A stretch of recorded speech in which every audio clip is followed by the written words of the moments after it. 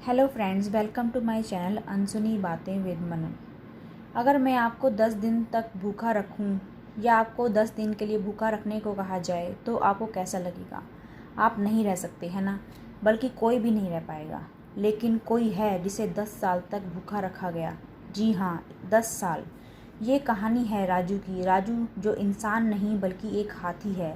वह बदकिस्मत हाथी है जिसको कुछ इंसानों ने बहुत तकलीफ़ पहुंचाई, वह भी 1-2 साल नहीं बल्कि पूरे 10 साल तक। राजू की दर्दनाक दास्तां सुनकर आपका कलेजा भी फट पड़ेगा।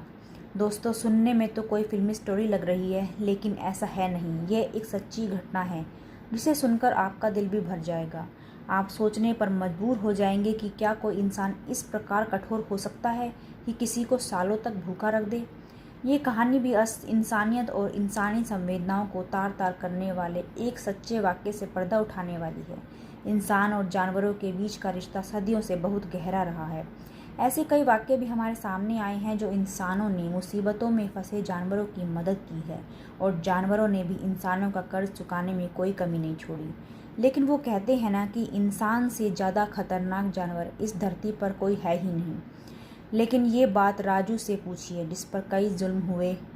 ऐसी हैवानियत की गई उसके साथ जो किसी को भी रुला देगी। जन्म के तुरंत बाद ही राजू को किसी ने चुरा लिया था। उसे उसकी माँ से जुदा कर दिया था, जिसे अभी तक अच्छे से बुरे और अच्छाई का कुछ पता नहीं था। उस नन्हे हाथी के बुरे दिन की शुरुआत हो चुकी थी। शुरू में उसे कई हाथों में बेचा गया। राजू के खरीदार उससे अच्छी कमाई करके उसे किसी और के हाथों में बेच देते थे।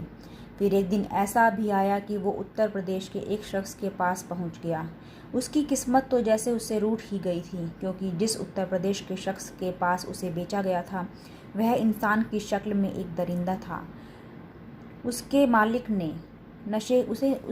को नशे की लत थी। वह रोज़ाना नशा करने के बाद हाथी पर कोड़े बरसाता था, उसे जंजीरों में कैद करके रखता था। ऐसा नहीं था कि राजू ने उसे कमाई नहीं करवाई। वह राजू को सजा धजा कर सड़कों पर निकालता तो लोग उसे देखते ही चले आते थे।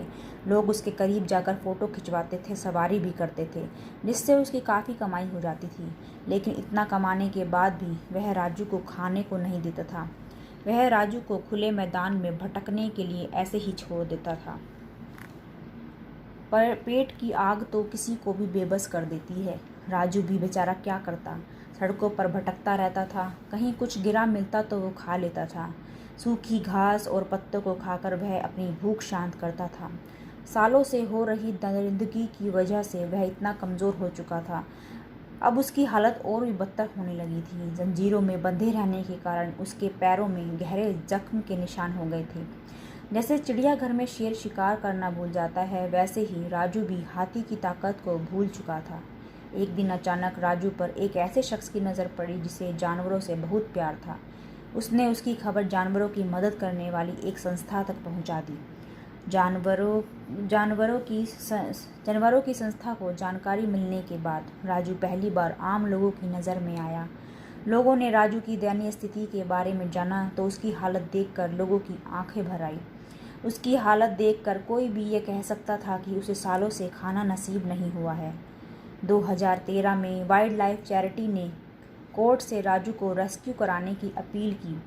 कोर्ट का फैसला आने में कम से कम 1 साल लग गया। आखिरकार राजू 1 साल बाद 2014 में आज़ाद हो गया।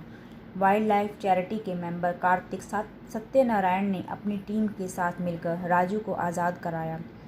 रेस्क्यू के बाद जब राजू को भरपेट खाना मिला तो खाना खाने के बाद वह रोने लगा। उस बेजुबान जानवर के जज्बात आंखों से छलकने लगे। यह देखकर वहां मौजूद लोग उसे देखकर रोने लगे।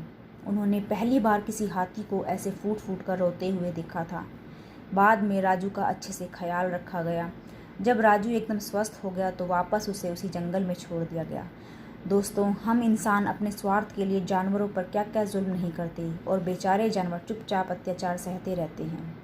चलिए आप बताइए मुझे, आपको क्या लगता है कि इन जानवरों को भूखा रखकर पैसा कमाना क्या सही है?